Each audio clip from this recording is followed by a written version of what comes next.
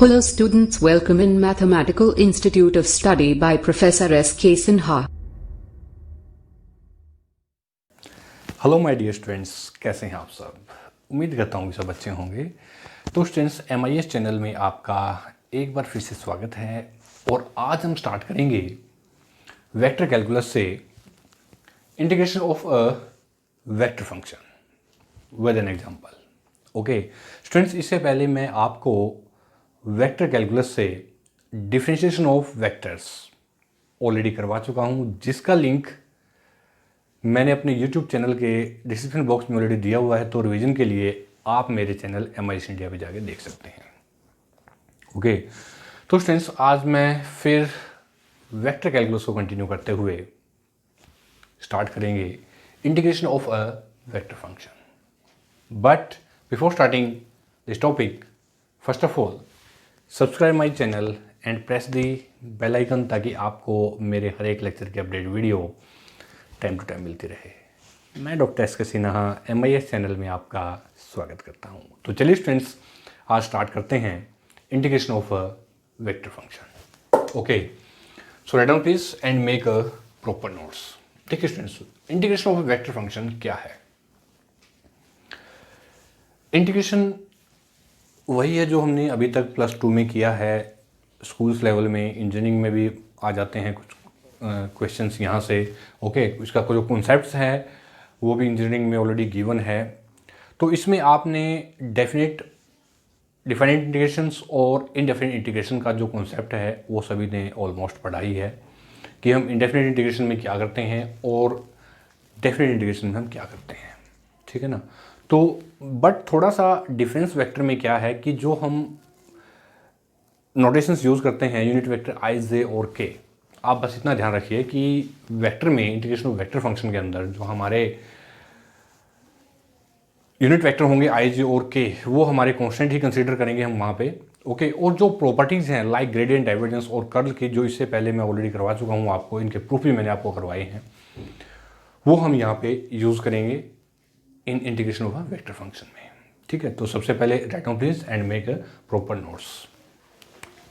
Late f vector t and f vector, यानी कि small f vector t, f of t और capital F of t be two vector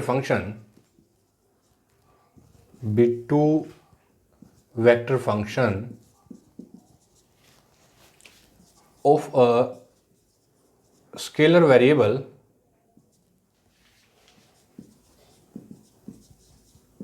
t, of a scalar variable कि let small f vector t and capital F vector t, दो function हमारे पास यहाँ पे t के, function of scalar variable t, such that derivative of dt f vector t is equal to f vector t is equal to f of t. Then f vector t is called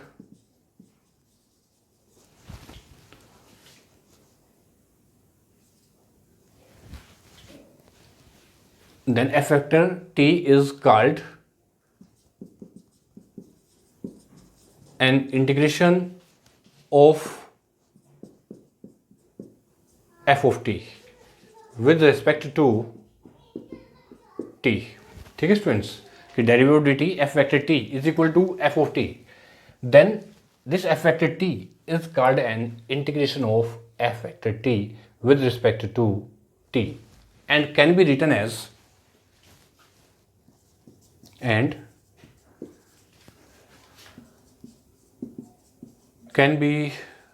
as integration f vector t dt is equal to f of t।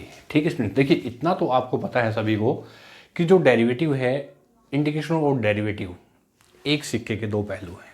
ठीक है ना, यानी कि reciprocal है। Integration अगर हम find out करते हैं तो उसका उल्टा हो जाएगा डेरिवेटिव में, और डेरिवेटिव जो है उसमें इंटीग्रेशन उसका साइन का उल्टा। ठीक है ना। यानी कि जो इंटीग्रेशन है, यानी कि अगर हम कहें कि साइन एक्स जो है उसका डेरिवेटिव होता है हमारा कोस एक्स, और कोस एक्स का जो इंटीग्रेशन है वो होता है साइन एक्स, ठीक है ना। बिल्कुल एक दूसरे का अपोजिट है।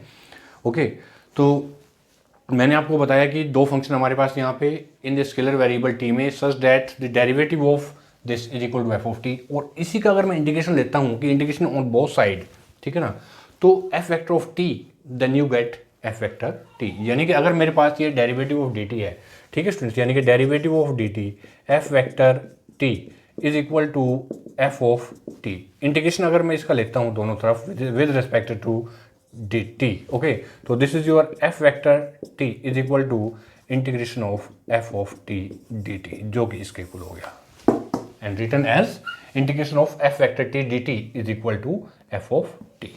ठीक है students, then the indefinite integration, then the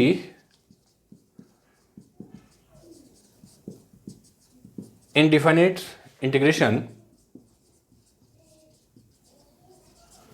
of f of t, then the indefinite integration of f of t with respect to t is given by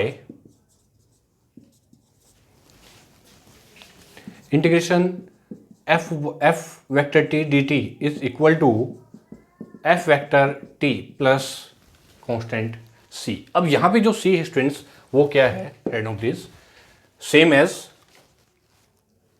कि here where constant vector c is called constant of integration, constant of integration, and can be determined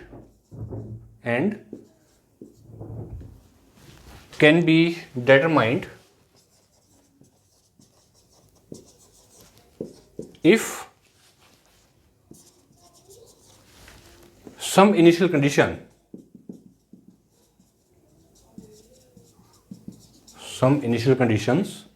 are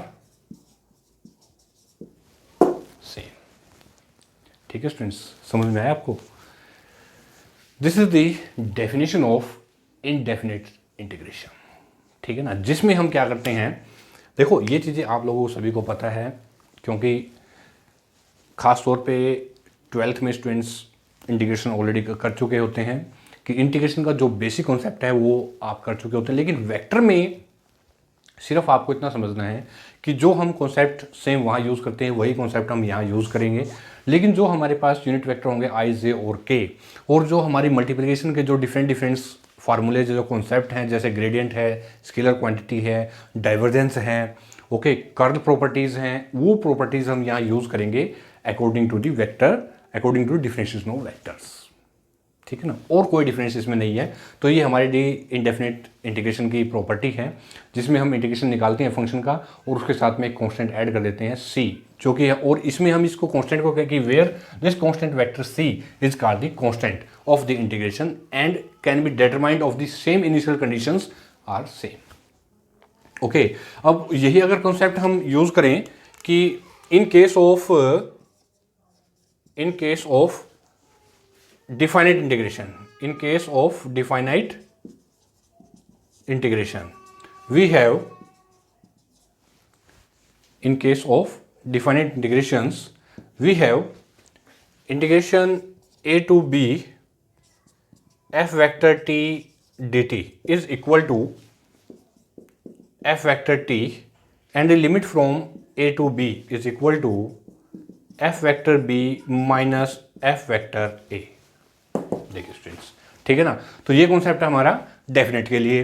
और अगर if F vector T is equal to f1 unit vector i plus f2j plus f3 unit vector k, ठीक है ना students, इस case में तो उसका हम जो इंटीग्रेशन निकालेंगे, then integration f of t dt is equal to integration f1 अब यहाँ से यूनिट वेक्टर आई हम बाहर ले लेंगे, क्योंकि अभी मैंने बताया आपको कि आई जे और के कैसे हैं, यहाँ पे कांस्टेंट हैं। तो F1 dt plus unit vector j F2 dt plus unit vector के इंटीग्रेशन F3 dt, ये हम यूज़ करेंगे यहाँ पे। ठीक है, तो ये हमारा है कंप्लीट यहाँ तक डेफिनेट इनडेफिनेट, और ये जो हमारा कॉन्सेप्ट है ये हमारा है डेफिनेट प्रॉपर्टी का, definite of integration, and this is your indefinite of integrations। और फंक्शन अगर हमारे हैं in the case of addition और the subtraction, then you can use this method. Okay, तो चलिए अब हम यहाँ पे लेते हैं एक बहुत ही प्यारा सा एग्जांपल फ्रॉम द इनडेफिनेट और डिफाइनेट इंटीग्रेशन से। तो क्वेश्चन स्टूडेंट्स आपके पास, इफ अगर आर वेक्टर आपके पास कोई भी फंक्शन आपको गिवन है, चलिए मैं क्वेश्चन लेता हूँ यहाँ पे इसी से रिलेटेड, ताकि आपको समझ में आ जाए अच्छे से कि कैसे हम यहाँ यूज़ करेंगे। For example, if R vector is equal to T minus T square unit vector I, ठीक है ना, और plus 3t square unit vector J minus 8 unit vector K, ऐसा ले लेता हूँ मैं। चलिए मैंने अपनी तरफ से एक क्वेश्चन ले लिया यहाँ पे कि if R vector is equal to ये, एंड आपने फाइंड आउट क्या करना है, find integration R vector D T, ठीक है ना, और integration 1 to 2 R vector D T, ये ठीक है ना। यानी कि अब इसमें आपके पास इनडेफिनिट इंटीग्रेशन की प्रॉपर्टी भी आ गई यहाँ पे और डेफिनेट भी आ गया, तो दोनों कॉन्सेप्ट। तो सबसे पहले हम यहाँ करते हैं इनडेफिनेट। तो चलिए students, now solution of this question, integration R vector D T is equal to, okay. तो अब यहाँ पे जब जैसे हम यहाँ सिंबल यूज करेंगे तो जो कांस्टेंट हमारे पास वो हम ऑलरेडी बाहर ले लेंगे यहाँ पे कि unit vector I integration T minus T square D T plus 3 unit vector J integration T square D T और माइनस 8 के और ये डी टी, ठीक है स्टूडेंट्स। पूरा कांस्टेंट यहाँ से बाहर है, तो ये हो गया T square minus T square by 2 और टी क्यूब बाई 3, ठीक है स्टूडेंट्स, और unit vector I plus 3 into T cube by 3 minus 8 T और यूनिट वेक्टर के, ठीक है ना स्टूडेंट्स।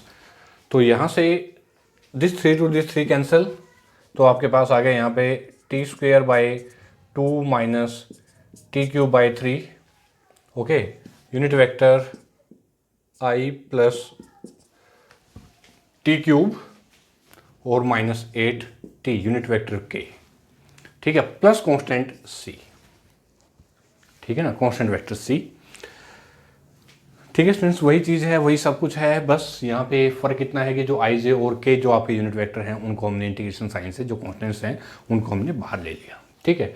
और अब यही कॉन्सेप्ट हम यूज़ करेंगे डेफिनेट पे, 1 to 2 1 to 2 1 to 2 और 1 to 2, सेम लिमिट। अब यहाँ लिमिट अप्लाई करेंगे, लिमिट 1 to 2, यहाँ भी 1 to 2 और यहाँ भी 1 to 2, तो लिमिट स्टूडेंट्स यहाँ भी सेम लिमिट अप्लाई करेंगे। This is your limit from 1 to 2 1 to 2 और लिमिट फ्रॉम 1 to 2, ठीक है ना। तो ये स्टूडेंट्स हो गया सबसे पहले upper limit minus lower limit, 4/2 minus 8/3 minus 1/2 और प्लस 1/3, ठीक है स्टूडेंट्स। यूनिट वेक्टर आई प्लस 8 माइनस 1, हाँ, यूनिट वेक्टर आई और ये जे और यूनिट वेक्टर के, ठीक है ना। तो 8 माइनस 1 यूनिट वेक्टर जे और ये होगा स्टूडेंट्स माइनस, हाँ, 8 इंटू 2 माइनस 1 यूनिट वेक्टर के। अब यहाँ कांस्टेंट हमारा फिनिश हो जाएगा डेफिनेट के लिए, ठीक है ना। तो 6 यहाँ से एल्सियम ले लीजिए स्टूडेंट्स, जो भी आपके पास आएगा यहाँ से, दिस इज 7j और ये 2 minus 1 8 K, so then you get its answer, okay. तो ये था हमारा integration of the vector function, जिसमें मैंने आपको इंडेफिनिट के बारे में बताया, इंडेफिनिट इंटीग्रेशन के बारे में बताया, डिफाइनिट इंटीग्रेशन के बारे में मैंने आपको बताया। और अगर फंक्शन हमारे पास एडिशन और सब्ट्रैक्शन के कॉन्सेप्ट में है की फॉर्म में है तो हम उसको कैसे इंटीग्रेट करते हैं यहाँ पे, ये सब मैंने आपको बताया। और जो आई जे और के जो यूनिट वेक्टर हमारे पास, उनको हम इंटीग्रेशन जो साइन है उससे हम आउट कर देंगे। यही हमारा मेन कॉन्सेप्ट है वेक्टर इंटीग्रेशन के अंदर। और जो हमने डिफिनेशन ऑफ वेक्टर्स में किया है, जो हम प्रॉपर्टी यूज़ करते हैं वहाँ पे ग्रेडियंट, डाइवर्जेंस और कर्ल की, यानी क्रॉस प्रोडक्ट में हम डिटरमिनेंट लेते हैं, डॉट प्रोडक्ट में फ्रंट मल्टीप्लिकेशंस। ओके, तो वो सभी कॉन्सेप्ट्स डिफिनेशन ऑफ इंटीग्रेशन के, डिफिनेशन ऑफ द वेक्टर्स के सारे कॉन्सेप्ट्स हम यहाँ integration of the vectors function में यूज़ करेंगे। तो आप सबसे पहले जिसने भी अगर अभी तक मेरी जो प्रीवियस वीडियो थे डिफिनेशन ऑफ वेक्टर्स नहीं देखा है तो स्टूडेंट्स सभी आप वीडियोस को देखिए अच्छे से ध्यान से डिफिनेशन ऑफ वेक्टर्स को, ताकि हम इंटीग्रेशन में इंडेफिनिट इंटीग्रेशन डेफिनेट में कोई प्रॉब्लम ना हो। इसके बाद हम line integral, circulations, work done by a force, okay, तो सरफेस इंटीग्रल, तो ये कुछ और कॉन्सेप्ट्स आएंगे इसी में। तो बताइए स्टूडेंट्स, आपको आज का मेरा जो ये फर्स्ट लेक्चर था इंटीग्रेशन ऑफ वेक्टर फंक्शन से कैसा लगा। तो उम्मीद करूँगा कि आपको इंडेफिनिट डेफिनेट की जो डेफिनेशन है बहुत अच्छे समझ में आ गई है विद एग्जांपल। ओके, तो इसके बाद स्टूडेंट्स मैं आपके लिए इसी सेम टॉपिक से integration of the vector function से कुछ मोस्ट इंपोर्टेंट क्वेश्चंस और लेकर के आपके लिए आऊँगा। तब तक के लिए bye bye, thank you very much and all the best.